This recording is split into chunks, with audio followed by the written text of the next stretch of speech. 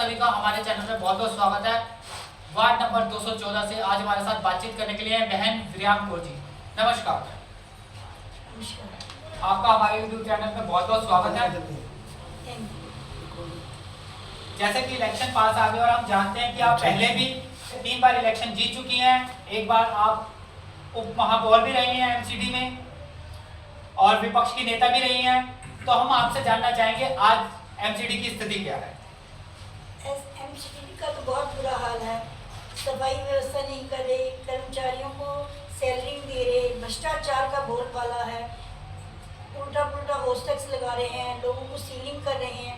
बहुत सारी समस्याएं हैं, इतनी समस्याएं हैं कि कुछ कह नहीं सकते।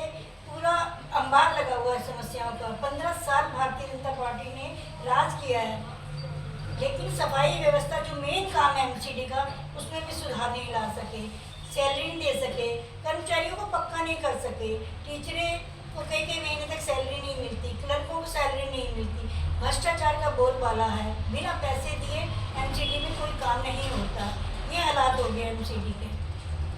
आपको क्या लगता है कि जो स्थिति है, क्योंकि कांग्रेस को अगर हम देखें तो कांग्रेस आज कहीं भी सरवाइव नहीं कर रही, ना केंद्र में है ना राज्य में है। अब आपको लगता है कि एमसीडी का जो इलेक्शन है हम जीत सकती है कांग्रेस? ऐसे क्यों नहीं जीत सकते? एमसीडी का व्यक्तिगत इलेक्शन होता है, कैंडिडेट को देखा जाता है कि कैंडिडेट किस तरह का है, क्या विकास करेगा, क्या काम करेगा। इलाके की सेवादार नगर सेवक होता है, जो कॉर्पोरेशन मेंबर होता है, कोई रोज वाइफ आके लड़े और वो क्या काम करेगी? उसे तो 1 साल काम समझने में ही लग जाएगा। और जहाँ तक कांग्रेस की बात है, 102 साल पुरानी पार्टी है, इसका एक इतिहास है।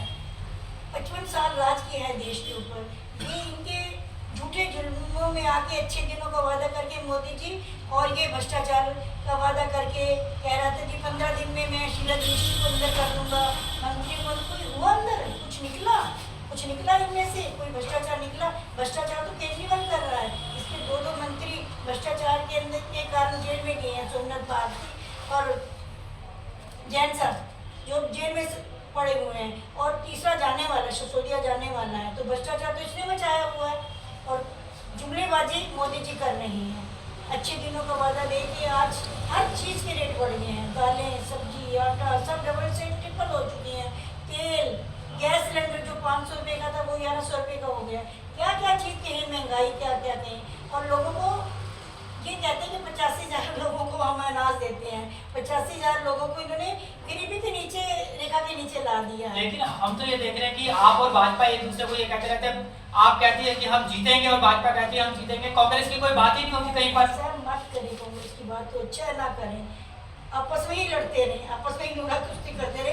कांग्रेस जीत जाएगी, बीच में जीत जाएगी। आज राहुल गांधी जी इतनी लंबी पद यात्रा कर रहे हैं, सैकड़ों मील की पद यात्रा कर रहे हैं, और इन्होंने उनका इमेज खराब करने के लिए कितना पैसा लगाया।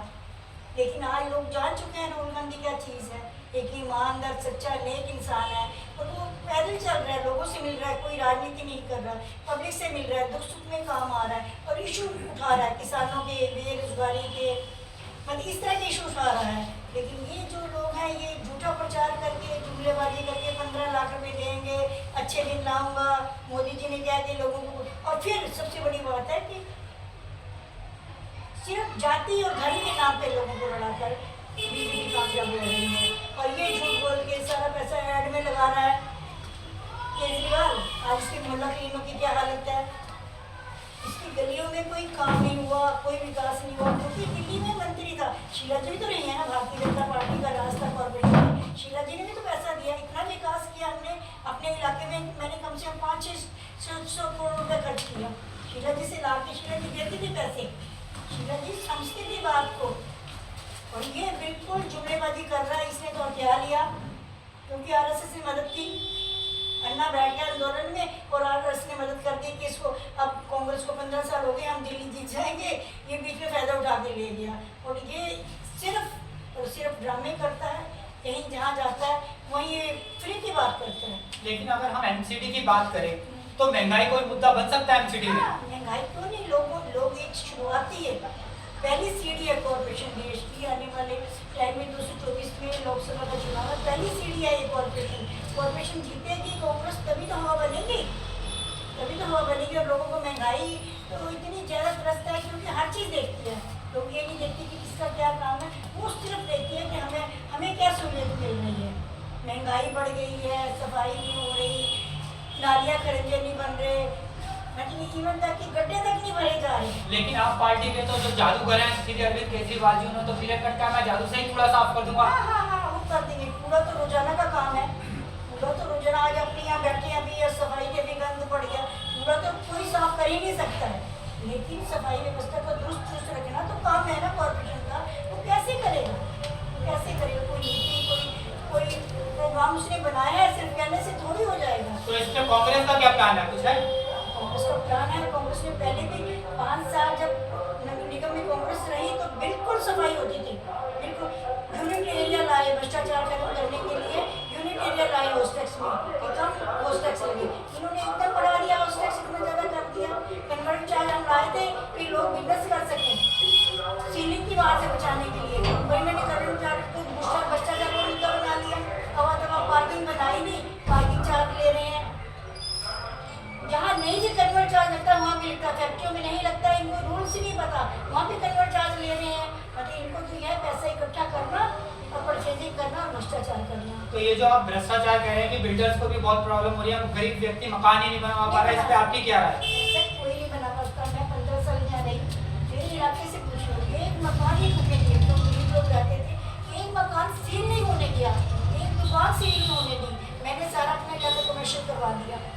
तो मैं डिप्टी मेयर थी दिल्ली में, सारा इलाका अपना कमर्शियल करवा दिया, क्योंकि यहाँ जब किसी को नौकरी नहीं मिलती तो 4 मशीनें लगा के लोग काम शुरू कर लेते हैं। यहाँ ज़्यादा रेडीमेड गारमेंट्स का बिजनेस होता है, लेकिन जिस भी बच्चा पढ़ा लिखे को काम नहीं, वो 4 मशीनें लगा ली, काम शुरू कर दिया, तो उनको ये सीलिंग करते थे। इसलिए मैंने अपना सारा इलाका कमर्शियल करा दिया। सबसे ज़्यादा अगर गांधीनगर में कमर्शियल हुआ तो मेरा वार्ड हुआ था, 76 नंबर वार्ड था, सबसे ज़्यादा कमर्शियल करवा दिया था मैंने। इसलिए करवा दिया था कि लोग कन्वर्ट चार्ज दें और काम करें। और ये जो एमसीडी के स्कूलों और हॉस्पिटलों के अगर हम हालात देखें तो उस पर आपका क्या दृष्टिकोण है? एमसीडी के स्कूलों का तो बच्चे ही नहीं रहे, बच्चे ही कम हो गए हैं। छोटे से छोटा गरीब से गरीब आदमी चाहता है कि मेरा बच्चा किसी इंग्लिश स्कूल में पढ़े, क्योंकि हमारे टाइम में, मैंने अपने टाइम में 6 स्कूल थे मेरे वार्ड में, 6 के 6 ने बिल्डिंगें बना दी। देख लीजिएगा वो मेरी नेम प्लेट लगी हुई है, और मैंने बनवाए 6 स्कूल। मुझे बच्चों, मतलब एक महिला होने के नाते बच्चों की पढ़ाई में बहुत इंटरेस्ट था, तो मैंने अपने स्कूल बनाए, स्कूलों के अंदर पार्क बनाए, लाइब्रेरी बनाई स्कूलों के अंदर, राजगढ़ के स्कूल के अंदर लाइब्रेरी बनाई इसलिए, और बड़े बड़े हॉल बनाए स्पोर्ट्स के लिए। लेकिन उन्होंने तो उनको मेंटेन भी नहीं कर पाए। अब फूट के गुंजर हो गए हैं, 5 साल में थोड़ा बहुत सफेदी तक नहीं करा पा रहे स्कूलों में, ये हालात हो गई है। और बच्चों को तो क्या लाएंगे, मतलब सफेदी तक नहीं करा पा रहे स्कूलों के अंदर, कोई मेंटेन नहीं, कोई कुछ नहीं, कोई सैलरी नहीं टीचरों को। टीचर बेचारे क्या करें, जो महीना भर काम करते हैं उनको भी तो बाल बच्चे होते हैं। और अगर ये हम हॉस्पिटलों की बात करें, केजरीवाल ने मोहल्ला क्लिनिक तो बहुत सारे बनाए हैं और काफी अच्छा काम कर रहे हैं। वहाँ कुत्ते और गाय बैठी हुई हैं, आप जाके देख लो, कुत्ते और गाय बैठी हुई हैं, और डॉक्टर अनक्वालिफाइड है, अपने वॉलंटियर्स को नौकरी दी हुई है वहाँ पर।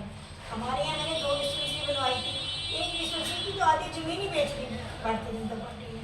तो काफ़ी बड़ा प्लाट था, किसी विधवा ने उसका बच्चे दोनों मर गए, उसने डोनेट कर दिया था, मेरे से ही करवाया था डोनेट, लेकिन वो आधी जमीन बेच के खा गई। ये तो किया भारतीय जनता पार्टी ने, ये बात की है। हमारे साथ इंडियन वोटर फोरम के अध्यक्ष श्री राजेश कटारिया जी भी हैं, हम इनसे जानना चाहेंगे कि हॉस्पिटलों के ऊपर आपकी क्या राय है और स्कूलों के ऊपर। नमस्कार राजेश जी और नमस्कार। पहले तो मैं आपको बताना चाहूँगा कि हमारे क्षेत्र की जो प्रत्याशी हैं बेहद सम्माननीय, और जो भी अभी तक प्रत्याशी मैदान में हैं वो बिल्कुल अनभिज्ञ राजनीति से और बिल्कुल एक नई कैटेगरी से आए हुए लोग हैं। और यहाँ ये 3 बार पार्षद भी रही हैं, डिप्टी मेयर भी रही हैं, और कई समितियों की चेयरमैन भी रही हैं।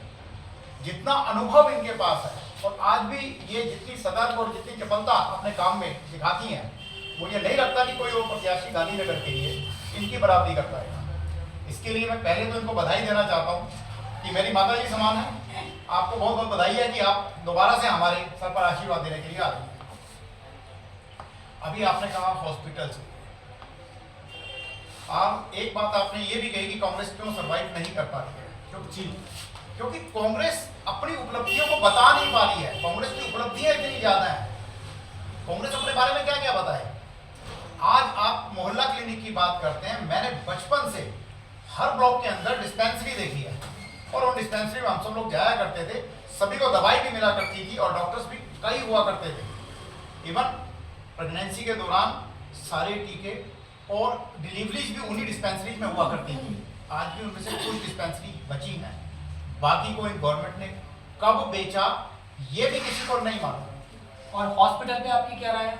सर हॉस्पिटल्स की तो हालत आप देख सकते हैं, ये मुझे बताने की आवश्यकता नहीं है, दिल्ली की पब्लिक इसको बहुत अच्छी तरह से जानती है। कुछ हॉस्पिटल मोहल्ला क्लिनिक तो बहुत सारे बन गए। मोहल्ला क्लिनिक से आप एक बार जाएं तो सही। अगर मोहल्ला क्लिनिक इतने अच्छे हैं तो आपके सारे नेता और सारे कार्यकर्ता दवाई लेने के लिए उनमें क्यों नहीं करते? और अगर अरविंद केजरीवाल जी के स्कूल इतने अच्छे हैं तो आपके सारे कर्ता, आम आदमी पार्टी के सारे कार्यकर्ता और उनके नेताओं के बच्चे उन सरकारी स्कूलों में क्यों नहीं पढ़ते? मुझे नहीं लगता कि एक भी नेता का बच्चा किसी सरकारी स्कूल में पढ़ रहा है। और केजरीवाल जी ने जो कूड़े का ढेर उठाने का वादा करा उसके लिए, देखिए वो जादूगर हैं, उन्होंने ये साफ कहा है कि मैं जादूगर हूँ और मैं जादू से कूड़े का ढेर को गायब कर दूंगा। गायब करने के लिए उनके पास हमारी जेबों से जो पैसा जाता है उसको एडवर्टाइजमेंट में लगाने के लिए एक बहुत बड़ा फंड है और उस फंड का वो जितना बढ़िया सदुपयोग करते हैं, इतना सिर्फ पूरे भारतवर्ष में आज तक एक नेता ने किया है, उनका नाम है मिस्टर नरेंद्र मोदी। आपके एरिया में कौन कौन से अहम मुद्दे हैं जिन्हें लेके आप पब्लिक के सामने जाएंगे और ये कहेंगे कि हम इन मुद्दों में सुधार कर सकते हैं? सबसे बड़ा मुद्दा तो सफाई का है, सफाई व्यवस्था को दुरुस्त करना है। सड़कें टूटी हुई हैं, नालियाँ टूटी हुई हैं, नालियों में पानी बाहर बह रहा है। नहीं, अगर हम ये मुद्दे की बात करेंगे, यही मुद्दा वो आप पार्टी भी लेके चल रही है कि हम कूड़े का ढेर हटाएंगे। उनको एक्सपीरियंस नहीं है, हमारे पास अनुभव है, वो तो सिर्फ ड्रामेबाजी करते हैं, जुमलेबाजी करते हैं, लेकिन कांग्रेस ने काम करके दिखाया है। ऐसे नहीं इतने साल राज किया देश में, ये तो इनके झांसे में लोग आगे, बहकावे में लोग आगे, लोगों को गुमराह कर दिया गया। केजरीवाल ने भ्रष्टाचार मिटाने का वादा किया, कहाँ है लोकपाल बिल आज जिसको कहता मैं लाऊंगा, कहाँ गया लोकपाल? अब तो बात नहीं करता लोकपाल बिल की। और मोदी जी ने कहा था कि अच्छे दिन लाऊंगा, अच्छे दिन यही है कि जो चीज़ 1 रुपये की वो 2 रुपये की हो गई है, गैस सिलेंडर 500 का तो 1000 रुपये का हो गया। जो महिलाओं की जरूरत की चीज़ें हैं, अनाज, दालें, चावल, हर चीज़ महंगी हो गई है, इवन तक की सब्जियाँ तक महंगी हो गई है, क्योंकि डीजल पेट्रोल महंगा है, ढुलाई तो उसमें होती है। तो ये तो सब ड्रामेबाजी इन्होंने की है और धर्म के नाम पे जीता है मोदी, तो धर्म के नाम पे जीता है और ये झूठे वादे करता है केजरीवाल। दोनों जने झूठे वादे करते हैं, झूठे वादों के अलावा इनके पास कुछ नहीं है। लोग बहुत बेकाबे में आ चुके हैं, अब लोग जागरूक हो चुके हैं और लोग समझदार हो चुके हैं, उनको पता चल चुका है, इन दोनों की पोल खुल चुकी है। आप क्या कहना चाहेंगे मेरा? मैं बिल्कुल इनकी बात से समर्थन करता हूँ, इनकी बात का, क्योंकि इन्होंने पिछले कुछ सालों में जो सबसे बड़ा एक रवैया अपनाया है पब्लिक से हर पॉलिसी को छुपाने का। कूड़े का ढेर हट नहीं सकता, आप भी जानते हैं, आप पत्रकारिता से, मैं भी जानता हूँ, मैं वोटर्स की ओर से हूँ, मैं तो अपने वोटर्स की ओर से ही जो भी बात करूँगा और वो सब पब्लिक को भी समझ आती है, ब्यूरोक्रेट्स को भी समझ आती है, सब नेताओं को भी समझ आती है। वो कूड़े का पहाड़ हटाने के लिए क्या उनके पास कोई और लैंडफिल ऐसी जगह है जहाँ पर वो इतना बड़ा लैंडफिल दोबारा बना सके? जी नहीं। कांग्रेस ने एक काम किया था, जहांगीरपुरी बलसवा के जो कूड़े का पहाड़ है उसको, उसका सौंदर्यीकरण करके उसको पार्क के रूप में विकसित किया। आज जो बोटेनिकल पार्क के नाम से है, वहाँ पर औषधियों का निर्माण हो रहा है, वहाँ पर ऐसे ऐसे पौधे लगाए गए हैं जिनसे आप नई नई तरह की दवाइयाँ बना सकते हैं। अगर केजरीवाल जी ये कहते कि मैं उसको उसी की तर्ज पर पार्क के रूप में विकसित कर दूंगा तो मुझे बहुत खुशी होती और मैं उनका समर्थन करता हूँ, लेकिन उन्होंने जब जादू से उसे हटा देने की बात की तो मैं समझ गया कि सिर्फ एक कागजी बात है, एक बोलने वाली बात है। दूसरी बात जो आपने कहा कि इन्होंने हमेशा नीतियों को छुपाया है पब्लिक से।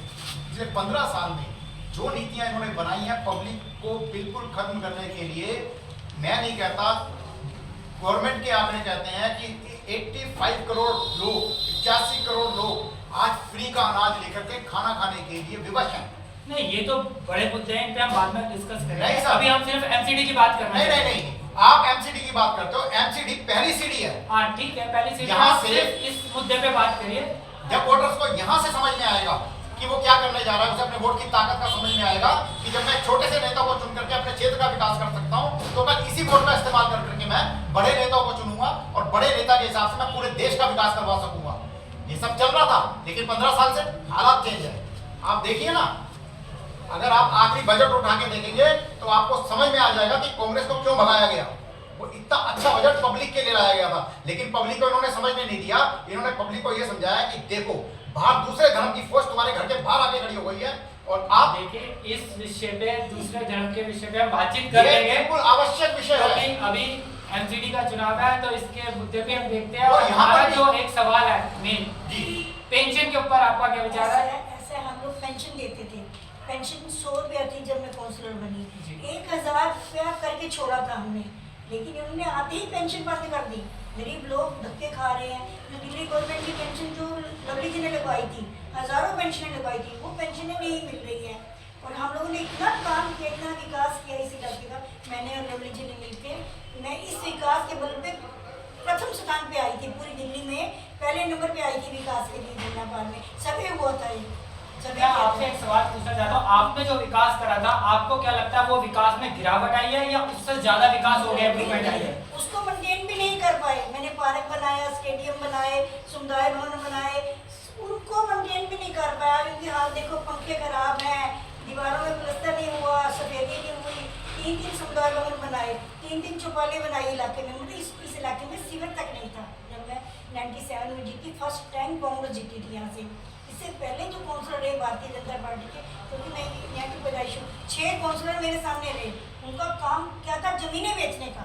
अनऑथराइज्ड ऑर्गेनाइज्ड कॉलोनी थी, कोई इन्होंने इवन तक कि एक ढलाव नहीं बना सकते थे। किसी जमीन, सरकारी जमीन, सड़कों में वो ढलाव थे, 2 ढलाव थे जो मैंने खत्म करवाए। यहाँ पर 2 ढलाव थे इस रोड पे मेरे वार्ड में। नालों में पानी, लोग कहते थे रिश्ते नहीं होते हमारे बच्चों के, इतना तक पानी भरता था घुटने। पानी की एक बूंद नहीं मेरे इलाके में ठहरती थी। लेकिन अब फिर वही हाल हो गया, दोबारा से वही हाल हो गया। सड़कें टूट गई हैं। मेरी सड़क को जो लोग चलते थे ना, मजाक करते थे कि सोनिया गांधी की सड़क है। आपको लगता है आपने जो मतलब पहले काम करे थे उसमें बहुत ज्यादा गिरावट गिरावट आई? बिल्कुल बिल्कुल गिरावट आ गई है। खड्डे पड़ गए तो 5 साल में चीज़ खराब नहीं होती है। लेकिन वो जब देख, कभी पानी वाले खोल के, कभी बिजली वाले खोल के, कभी सीवर वाले खोल के, तो उनको भी मेंटेन नहीं कर पाए। रोजाना मैं चलते चलते कहीं सड़क में गड्ढा देख लेती थी ना, बिना किसी के कंप्लेंट के, उसी समय अपने जेल को बोलती थी गड्ढा भर के आ, कोई ढक्कन नहीं है, ढक्कन लगा के आ। 7 वाले वार्ड में जीतू तो चेयरमैन जितेंद्र था, वहाँ इतना नाला खराब था कि एक बच्चा गिर गया बाथरूम करते हुए, उसका पता नहीं चला, आज तक उसकी लाश नहीं मिली। मतलब कितने साल हो गए। उस नाले को मैंने ढकवाया पूरा, यहाँ से लेके वहाँ से 3 वार्डों के नाले मैंने ढकवाए, तीनों ही वार्डों की मास्टिंग करवाई। इतना फंड लाई, मैं विपक्ष की थी, लेकिन अधिकारी सुनते थे क्योंकि काम पे नहीं जाती थी, भ्रष्टाचार करने के लिए जाती थी। फंड मिलता था मुझे, सबसे ज़्यादा फंड मैंने अपने वार्ड में लगाया। तीनों वार्डों का मैंने विकास किया। आपको क्या लगता है ये लोग फंड नहीं लगाते? फंड तो ये नेक्स्ट के बारे में, ये मैकेनिसिटी खा जाते हैं। फंड ये पता नहीं कहाँ लगाते हैं, कैसे करते हैं, कैसे एस्टीमेट बनाते हैं, क्या करते हैं, लेकिन एक भी सड़क नहीं बनी। अदर श्याम जी मेयर रहे, वो स्टैंडिंग कमेटी की चेयरमैन रही जो मेरे सामने, चंचलेश्वरी जी। हाँ, वो स्टैंडिंग कमेटी की चेयरमैन रही, उसने भी कोई काम नहीं किया, इसने भी कोई काम नहीं किया। इसका मतलब इन्होंने अपने फंड का यूज नहीं करा। यूज नहीं किया और कामों में ध्यान रखा। मतलब लोगों की अवैध तरीके से लोगों को तंग किया। मैं बोलना नहीं चाह रही, इतना लोगों को तंग किया कि लोग अब सर्वे करके देख लो। जनता कहती है जी इस बात को, उन्होंने लोगों को किसी बहुत की- अवैध तरीके से तंग किसी किया। का बाहर वो रखा है ना, जो बिजली के लिए होता है, वो भी नहीं रखने दिया इसने बालू शाम ने। मतलब किसी की गरीब आदमी का लंडर नहीं पड़ने दिया इसने। लंडर मैन कहना चाहिए लोगों को, दोनों को। किसी का मकान नहीं बनने दिया, सीलिंग कराई अवैध तरीके से, बेचारे छोटे छोटे काम करते थे, लोगों को तंग किया। तो ऐसे थोड़ी होता है। पब्लिक हमें चुनती है, हम पब्लिक की बुराई के लिए। अधिकारियों से लड़ना चाहिए, पब्लिक की सेवा करनी चाहिए, लेकिन उन्होंने अधिकारियों से मिली भगत से भ्रष्टाचार किया और पब्लिक को तंग किया। लेकिन आप पार्टी तो कह रही है आपकी बार हमारी जो सरकार आएगी तो हम कर्मचारियों को भी तनख्वाह अपनी जेब से देंगे। हाँ, अपनी जेब से, वो तो सब कुछ अपनी जेब से कर रहा है। बिजली भी फ्री अपनी जेब से दे रहा है, शराब भी अपनी जेब से बांटी है उसने पंजाब के चुनाव में। और ये सोचिए बड़ा है कि इसका जो वो काउंसलर जो है, जो इसके एक तो भ्रष्टाचार में पकड़ा गया और एक वो वहाँ पर दंगों में पकड़ा गया। यही तो इनका हाल है। इनका तो ये हाल है कि ये सब जो है, अब मैं बोलना नहीं चाहती कैसे लोग थे, ये किस्मत से जीत के ये सिर्फ ये था कि 15 साल शीला जी को हो गए थे, लोग बदलाव चाहते थे। इस वजह से केजरीवाल को लिया है, इसने ड्रामा किया कि मैं भ्रष्टाचार मिटाऊंगा, भ्रष्टाचार मिटाऊंगा। कहाँ भ्रष्टाचार मिटा, उल्टा दुगना पैसे हो गए। पहले लोग मोबाइल लेके जाते थे थाने में, अब मोबाइल लेके नहीं जाने देता, SHO अंदर नहीं लेके जाने देता। तो भ्रष्टाचार कहाँ मिटा, उल्टा जो काम 1 रुपये में होता था आज 10 रुपये में हो रहा है, ये भ्रष्टाचार हो गया है। आप इनके साथ कब से? पहले इलेक्शन से साल। तो आप क्या बदलाव देखते हैं कि सर आपको लगता है कि यहाँ पर विकास नहीं हो रहा आपके एरिया में? बिल्कुल, जो इन्होंने विकास किया तो उसको भी उन्होंने सारा डुबा दिया। अब ये आएंगे तो उनको नया सिरे से वो सीढ़ी पे चढ़ना पड़ेगा विकास की सीढ़ी में। और इनके समय में स्कूलों का ऐसा इंतजाम था कि मेरे 2 बच्चे MCD स्कूल में पढ़े, बात को अपना बच्चा, और दोनों बच्चे, एक मेरा डॉक्टर है बाहर प्रैक्टिस करे विदेश में, एक बेटी मेरी MCD स्कूल से पढ़ के PhD कर रही है। इनके टाइम में इतना स्कूलों का अच्छा सिस्टम था, सफाई की बहुत अच्छी व्यवस्था थी। और इनसे पहले जो था हम घर से बाहर निकलते थे तो कपड़े ऊपर उठा के निकलना पड़ता था, मल पड़ता था घर जाके, कोई आता जाता था तो बहुत इंसल्ट फील होती। उन्हें सोचते थे हम लोग कहाँ अंदर तुम रहते हो। जब ये जीत गए, इन्होंने विकास किया तो वही लोग, अब उनकी कीमतें भी बढ़ गई, हमारी भी वैल्यू बढ़ गई, बच्चे घरों में रहते हैं, तो बहुत ही विकास किया हमने। मतलब कीमत बढ़ गई, मेरे एरिया की कीमत बढ़ गई मेरे बनने से। लोग कह रहे थे कि अरे यहाँ तो रिश्ते नहीं हमारे बच्चों के, पानी गोटे गोटे पानी भरता था यहाँ पर, गलियाँ इतनी खराब थी, नाले इतने टूटे हुए थे, कुछ काम ही नहीं किया। 6 BJP के कॉर्पोरेट ने, मेट्रो का मेंबर रहा, MLA रहा, BJP का रहा, बिल्कुल हम लोगों ने मेहनत। आप ये वो बात कर रहे हो जो आपके जीतने से पहले था? पहले था, लेकिन हमने जीतने के बाद इतना, सबसे पहले तो सीवर डलवाई, तो सबसे अच्छी कॉलोनी राजगढ़, उसमें सीवर नहीं थे, सीवर हमारे पास था, पानी नहीं था, लोग गड्ढे खोद के पानी पीते थे। झुग्गी में मैं गई वोट मांगने के लिए, तो लोग खड्डे से पानी पी रहे थे। वहाँ नल पब्लिक हाइड्रेंट मतलब सेंक्शन करवाए, लगवाए। जयपुर हमारे पास था, दिल्ली में था, सीवर हमारे पास था, सब कुछ दिल्ली कॉर्पोरेशन के पास था, लेकिन इन्होंने वो धीरे धीरे सब छीन लिया, सब छीन लिया। अब क्या है कॉर्पोरेशन के पास, सिर्फ भ्रष्टाचार है और कुछ है नहीं है। हाँ, जिसको सेवा करने, जो मतलब सबसे बड़ी बात है कि अब देखो टिकटों में कितना घोटाला हुआ, 90 लाख रुपये टिकट, बताओ 90 लाख टिकट देंगे, 20-25 लाख ऊपर लगाएंगे तो क्या काम करेंगे।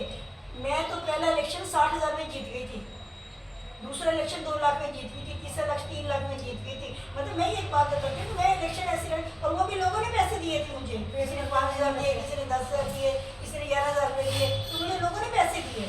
मैंने ना पैसे दे के कभी टिकट लिए, ना कभी पैसे दे के जीती हूँ, सिर्फ अपने काम में लगा जीती हूँ और काम करती हूँ।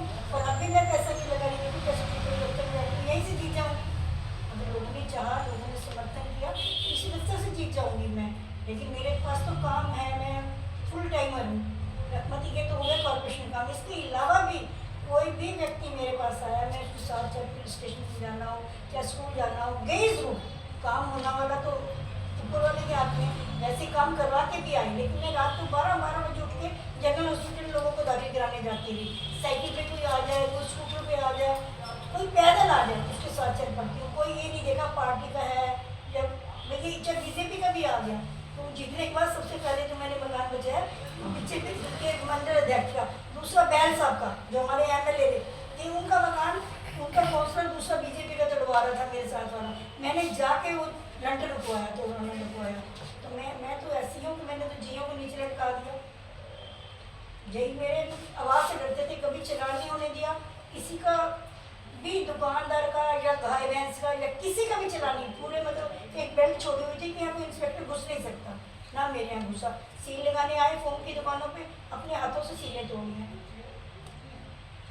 आप क्या समझते हैं कि मैं बहन जी को वोट क्यों देना चाहिए? मैं तो बहनों में तो वैसे भी वोट दूंगी, लेकिन मेन मुद्दा तो विकास करना ही है। और मैंने ने विकास किया तो कांग्रेस का काम ही विकास करना है, कांग्रेस आगे भी विकास करेगी। कटारिया जी, हम आपसे पूछना चाहेंगे, आपको क्या लगता है कि हम बहन जी को वोट क्यों दें, यहाँ के वोटर्स? मैं सिर्फ इतना कहना चाहूँगा, अभी इन्होंने जो कहा कि इन्होंने कभी भी पैसे देकर टिकट नहीं खरीदी, और पिछले दिनों आपने देखा कि लोगों ने करोड़ों रुपए देकर के एक छोटे से स्थानीय निकाय के चुनाव में करोड़ों रुपए बहुत बड़ी अहमियत रखता है, और टिकट खरीद करके वो लोग इलेक्शन लड़ते हैं। जो लोग करोड़ों रुपए खर्च करके टिकट लाए हैं और लाखों रुपए लगा करके हम इलेक्शन लड़ेंगे, आपको क्या लगता है कि पत्रकार की दृष्टि से आप ही इसका विश्लेषण कर सकते नहीं, हैं। ये तो आप कह रहे हैं ना कि वो पैसे दे के लाए हैं टिकट, आप लोग क्या क्या सबूत है? रिकॉर्डिंग चल रही है हर चैनल के ऊपर, आप देखिए। बाद में आया है, पेपर में आया अभी प्रूफ नहीं हुआ है वो। सर प्रूफ नहीं हुआ है, रिकॉर्डिंग चल रही है, लोग दुनिया को सुना रहे हैं आपस ऐसा में। है कि नहीं दिए या नहीं दिए, लेकिन खर्चा कितना कर रहे हैं, पैसे दिए हैं, मतलब एक मैं नहीं समझता वो लोग विकास के लिए कोई काम करेंगे, वो क्षेत्र के लिए विकास क्यों करेंगे? 20 लोग कैंडिडेट बन गए, सब चाह रहे कि हमें टिकट मिले, तो सोचते हैं शायद आपका बहुत बोलबाला है, ये नहीं पता कि यहाँ गांधीनगर में आपका कुछ खेल नहीं है। तो सर आप लोगों को क्या लगता है कि बहन जी जीतेंगी इलेक्शन? बहन जी भारी बहुमत से जीतेगी। भाई कौन है? बहन जी भारी बहुमत से इस बार जीतेगी और इनका काम बोलता है। इन्होंने जो अपने क्षेत्र का विकास किया है वो आप एक एक क्षेत्र की जनता से पूछे, वो इनका काम नहीं, बोलेगा। अब तो क्षेत्र बट गए हैं ना। क्षेत्र जितना बढ़ना नहीं, हमने 4 बार में काम किया बहन जी ने। कहीं गिरती आए तो बहन जी मना नहीं करती, रात बेरात दिन रात कभी कहती मैं इसको मैं इनमें से आपको पूरा भरोसा है? पूरा भरोसा है और भारी बहुमत से जीतेगी। आपकी राय सर? इनके शासन का पूरा परिवार जनता की सेवा में लगा रहता है दिन रात, और सब अवेलेबल रहते हैं, चाहे दिन हो या रात हो, सब की सब सेवा करते हैं और ये 100% जीतेंगे। जनता चाहेगी तो जीतेंगे, जनता वोट देगी, जनता अपना प्यार और समर्थन देगी, अभी तो दे ही रही है, लेकिन इलेक्शन ही होता है, वो तो ऊपर वाले के हाथ में है, जनता के हाथ में है। Thank you. आपका भी कटारिया जी बहुत बहुत धन्यवाद, आपने हमें धन्यवाद। समय दिया। आप सभी का बहुत बहुत धन्यवाद sir. Thank you very much.